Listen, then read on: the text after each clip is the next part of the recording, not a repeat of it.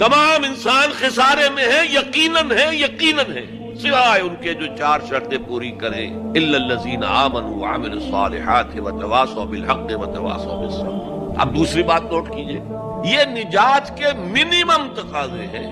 اگرچہ میں یہاں نجات کا لفظ استعمال کر رہا ہوں، اول وہلے میں نجات پا جانا، قیامت کے دن ہی ہمارا اللہ تعالیٰ جو ہے ہمیں حکم دے جاؤ داخل ہو جاؤ جنت میں، ادخلوہا خالدین۔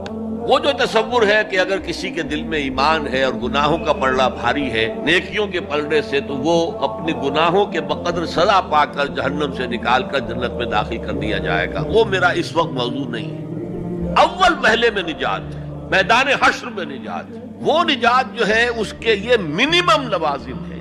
کیوں؟ اگر کہا جاتا یقیناً ان لوگوں کے مراتب بہت عمدہ ہیں، بہت اونچے ہیں، بہت اعلیٰ ہیں، عرفہ ہیں، جو یہ 4 شرطیں پوری